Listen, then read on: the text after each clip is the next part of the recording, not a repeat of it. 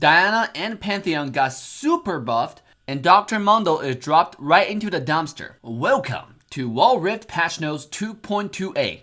Just for the thrill of it, nothing counterfeit with you. Just the thrill of it. Just for the thrill of it, nothing counterfeit.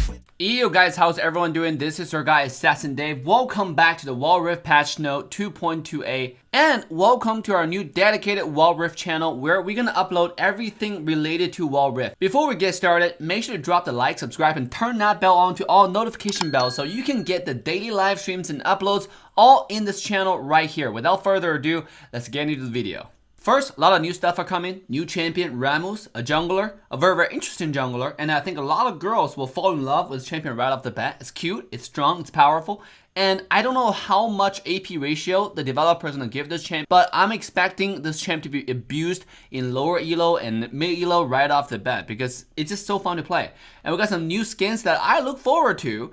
Stargaze series. The only interesting thing about this series is it does feature champions that I do not play myself, but it's still a really cool series. Stargazer, Camille, Soraka, and Twisted Fate. Maybe I will use the Stargazer Soraka skin because I've been abusing mid lane Soraka for a while. So yeah, we'll see you on stream for that one. We got more accessory coming out. I gotta say the recall effects looks pretty cool, and I look forward to use them in the game as well. And let's jump straight to the champion changes. First, we got Alistar. We got another nerf on Alistar's damage. Last time I talked about we don't really rely on Alistar to do damage, so I don't understand why they keep on nerfing Alistar's damage. Regarding all supports, my personal opinion has always been Alistar is not the best support. It's really related to your team composition. Like, do you have an ADC that can work with Alistar, right? If you have a Jinx, for example, as ADC, and you pair that with Alistar, it's a really weak lane. Like, Alistar engages, his minions gonna take a lot of beating and try to run away, burn a lot of skills, because Jinx is not gonna do that much damage early on, you know? So keep on nerfing the damage on Alistar doesn't really make a whole lot of sense to me. Let's keep on going. Blitzcrank, damage have now been buffed. I guess Blitzcrank has been extremely underwhelming for a long time now, so yeah, the damage buff is okay, but Blitzcrank's biggest problem is not the damage. Again, he's a support, right? The reason why Blitzcrank all of a sudden just stopped being played is, first of all, the hook width has been reduced for so much, which I agree with. Number two is the ultimate silence duration has also been reduced. Maybe if you want to bring Blitzcrank back, you should considering increasing the silence duration from the ultimate, for example. But now all we got is, you know, the slow duration has been reduced from 1.5 seconds to 1 second for your skill 2, and a little bit damage buff on your skill 1, the rocket grab, which again doesn't really change much. Let's move on to Corki, the center of attention for a lot of people. Corki has finally gotten a nerf, but in my opinion, it's not that much of a nerf. It's just related to Corki's passive. Instead of having only a 100-second cooldown, it's now having 150 seconds, which is a huge nerf in this aspect. But Corki's laning phase is still unparalleled. Like, he's still really strong as a lane bully in the mid lane. There's not too many mid laners that can actually trade against Corki. And another really OP aspect of this champ is that his first package actually spawns at 4 minutes at the first dragon fight. When Corki has that package, he's extremely strong. You know, when he lays out the packages, literally separates the entire battlefield in two. Either cuts a lot of people off or just straight up kill you. His W, his second skill, also cannot be interrupted. It means like when he dashes, you cannot do anything to him, right? He can just run away anywhere he wants. So I don't know if this nerf is enough. I think Corki is still going to remain as one of the most popular champions in mid lane.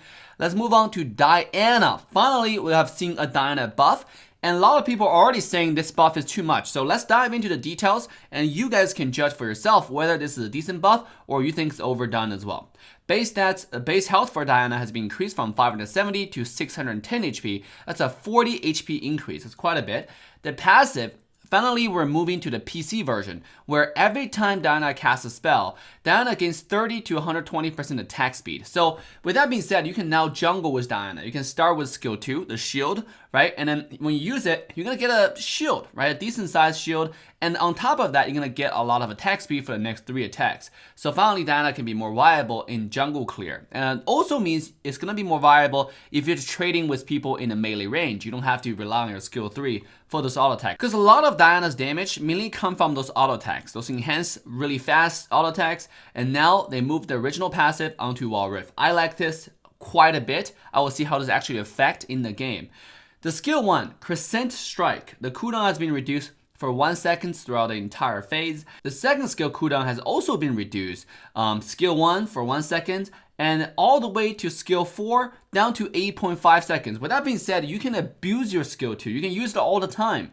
Now with cooldown reduction, this might be a little bit too strong. You might be able to abuse your shield all the freaking time. You know, imagine getting like a 40-second cooldown reduction. That's like a 4 or 5 second cooldown on your skill 2. That's infinite amount of shields to a certain extent. You'll always be having this skill available. Are you gonna max skill 2 now, or are you gonna max skill 1? And there's nothing changed for skill 3, except for the passive of the skill has been now moved to be the passive of the champion. So she's always gonna have 3 enhanced auto attack after she used any skills instead of just skill 3. The ultimate moonfall damage has been drastically increased. The base damage for all levels has been increased by 25 points, plus 5% AP, and this doubles if you channel your ultimate to the fullest. So the original ultimate is 150 to 300 damage, depends on how long you channel the skill. Now it's 175 to 350. And AP ratio went from the original 35 to 70% if you charge to the fullest, to now the 40% to 80% AP. That's a lot of damage. So now you can really go in,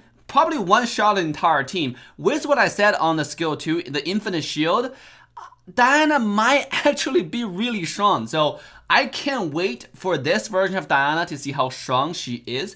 Remember, Diana is a booster type of mage, so she have to go in and do damage. So if your team is really good at poking, and in competitive scenes, she still might not be as viable, but in the lower elo, in actual ranked games, you can just use this to abuse people who don't understand how this champion works. Now let's move to Dr. Mundo. Dr. Mundo's nerf is actually quite interesting because the nerf on this champion is a double nerf. Not only did the developer nerf the champion, they also nerfed the item, a core item that Dr. Mundo has to build in the current meta. So I don't understand why Riot keep on doing this, because my understanding is if you want to nerf a champion, don't nerf the item. If you want to nerf the item that make the champion strong, don't nerf the champion, right? Don't double nerf, because every time they did this, they kind of completely killed the champion. Just look at Orianna. Nobody actually pick her anymore, right? Orianna used to be tier S mid laner, but after the nerf to Liandre's and Orianna together, nobody picked this champ anymore. So this might be another example where developers over nerfed the champion because they double tapped it, you know? So let's look into details. Dr. Mundo base stats being reduced. Attack damage went from 64 to 58. Health has went down from 690 to 650 HP. Armor being reduced by 5 points from 45 to 40. And your skill 3, the duration went from 5 seconds to all rank, now being adjusted to 3 seconds at level 1 all the way to 4.5 seconds at level 4. So basically the fire thing that surrounds you doesn't last that long anymore. So that's nerf number 1, right? Your base stats and your skills. And they nerfed the core item that go with this champ, which is Sapphire Aegis that just being adjusted in the patch 2.0. Sapphire Aegis, the base damage has been reduced from 16 to 30 to 16 to 25. And the bonus damage HP ratio went down from 1% to 0.8%. It might not seem like a lot to some of you. Oh, it's only 0.2. Again, every nerf you have to look through a percentage lens, right? So 0.2% out of 1%, that's 20% nerf. So I don't know how much this will affect the champ. We'll have to see, right? Maybe Dr. Mundo will be completely killed, just like how previous patches kind of killed Orianna. So we'll have to find out. But my take is you never want to double tap a champ. That's too much nerf all at once. So Galio, after seeing so much power that Galio brought to the table, Galio has now been rightfully nerfed. Okay, base stats. Galio's total health has been dropped from 610 to 570, and the passive cooldown has been increased from 5.43 seconds at level 159 to 4.54 seconds at level 159. Basically, at a third level, at your level 9, your passive cooldown is no longer 3 seconds, is now 4 seconds. And the damage of the skill of the passive has been reduced as well, from 225 at the highest to 190 at the highest. So now when you go smash people, it's not going to do that much damage anymore. Your skill 1 percentage HP damage per AP ratio has also been reduced from 2% to 1.5%. That is a 25% decrease on the AP ratio. The second skill, the Shield of Duran. The cooldown has been increased from 12 seconds to 15 seconds at the highest level, and the AP ratio has been reduced from 60 seconds to 45 seconds. That's a 15 out of 60. Again, that's a lot of reduction. In the skill 3, the Justice Punch, the charge Galio does, the distance has been reduced as well by a lot, from 6.5 to 5.75. Overall, that is just a lot of nerf. I don't know how this champ gonna perform now. Like, is he still viable as mid laner? Maybe he is still really good counter to Katarina, one of the meta's most popular assassin. No, I was surprised Katarina wasn't nerfed in this patch, to be honest. So let's keep on going. Leona has received a decent buff. The cooldown on skill 1 went down from 6 seconds to 5 seconds to all rank, and skill 3 cooldown has been reduced drastically. At level 4, your skill 3 cooldown went down from 10 seconds to 6 seconds. So now you can actually use your skill 3 and skill 1 combo, the 3-1 combo, every 5 or 6 seconds or so, or even less, depends on your ability haste or cooldown reduction, right? So Leona is going to be interesting. I would like to see how she performs. Pantheon got a huge buff. I don't know why, because Pantheon is never weak early game, but now it's going to be even stronger. The attack damage has been increased from 58 to 64, and attack damage per level has been increased from 2.6 to 3.6. So that's overall over 21 points of attack damage increase at level 15. That's a lot. And your skill 1 damage has been increased by a lot as well. You know, all the base damage, the charge base damage has all been increased. The bonus AD ratio has been increased by 10%, went from 100% to 110%. The critical strike bonus AD ratio went from 150% to 165%. So basically, if somebody dropped below 35% HP, plus your passive, if you throw a Q on this person, he's dead, right? Kind of like Avalanche's ultimate. But it's just on a tiny skill that Pantheon can abuse every few seconds. So I don't know. I don't understand this buff. Maybe they just don't want a Pantheon, like the lane dominator, like has to be picked. First pick, first ban champion. I don't know. We'll have to see. Now let's move on to Shyvana. Again, Shyvana has been nerfed. Shyvana, in my opinion, has never been a very strong champion in a competitive scene, but I guess it's too strong in lower elo, and all the streamers are saying this, so people are abusing the champ. So it's getting nerfed again. Alright, the base stats, health, being reduced from 650 to 610. The twin bites, your skill 1, the cooldown has been increased by 1 second for all levels. And your skill 3, all your signature skills, okay? Maximum unhit HP damage ratio went down from 3.5% to 3%. That's a lot of decrease on Shyvana again. I think this champion might still be a really dominant champion in low elo because how fast she does objectives. If you just, you know, get Bork, Blade of Rune King's first item, and try to steal Dragon at 4 minutes, you're gonna steal it in low elo. If you do this, your placement, you're gonna win 10 of your placement matches, like 100%, right? That's literally a low elo abuser. So this nerf, I don't know, because it's gonna kill this champion completely in competitive scene. It's already dead, I mean, to be honest. But now it's gonna be more dead, you know. I don't know you can kill somebody twice. But now I know you actually can in the world of Wall Rift. So, interesting. Let's take a look at Tristana. Tristana, attack damage per level being increased from 2.6 to 3.6. And explosive charge, the cooldown has been reduced. Went from 16 seconds to all rank to now 16, 15, 14, 13 at the highest rank. Interesting buff to Tristana. I don't think it's gonna change much at all, because imagine like the attack damage growth went from 2.5 to 3.5. That's a 15 damage increase actually at level 15. Do you think Tristana really need 15 extra damage at level 15? That's not her problem. Her biggest problem right now is her attack range. You know, she needs to do auto attack to do damage, and then she also needs to apply those explosive charge to do the damage, right? But if your attack range doesn't support it, she does no damage, right? Maybe Tristana late game actually does some damage, but I still think this buff, it's just kind of underwhelming. Maybe Tristana is already good enough. People are just not good at her yet. So we'll have to see more of, you know, good Tristana coming out to see how strong the champion is. And last but not the least, the last champion changes is Vi. Vi has reduced a decent nerf, to be honest. The base stats armor being reduced from 35 to 30. That's 5 out of 35. That's 1 out of 7. Nerf, that's quite a bit. Your ultimate changes, the cooldown has been increased by 10 seconds per level. Went from 85 to 95 at level 1.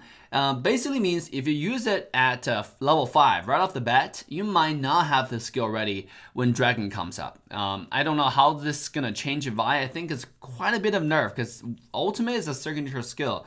I do understand Vi is being really popular in competitive scene. Still, there are some other champions that desperately need help, like Master E and so on. Why not buff those champs? Why keep on nerfing champions that people like to play and might not be that powerful? For example, why? He's not that great. He's good, but you know, definitely not tier S, right? So nerfing wise, I'm not so sure about it. Let's take a look at item changes. We already went over Samphire Ages. Like I said, the double tap on Mundo is a little bit much, but let's look through some other item changes.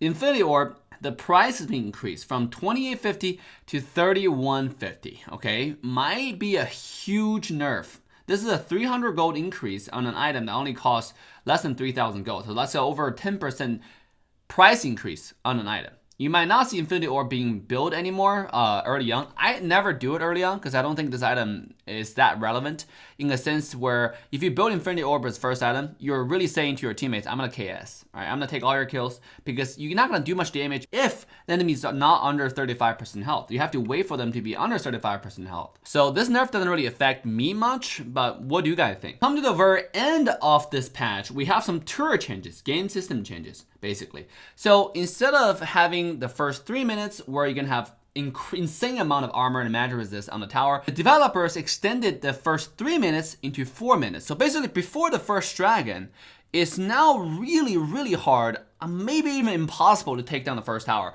Even if you kill the Baron laner, let's say twice in a row, right? You killed him, you ganked him one time, it was a success, and then you turn around, you wait at a tri-bush, you wait for this guy to come back, and you kill him again. Even if you kill him twice, you still might not be able to take down this tower because of this extra like defense on the tower. Right now I do it very often, and then after 3 minutes I might be able to abuse that tower, take the tower down. But with these changes, I think you might only be able to take down like 1 or 2 marks, or maybe even less. I don't know. We'll have to find out in the actual game.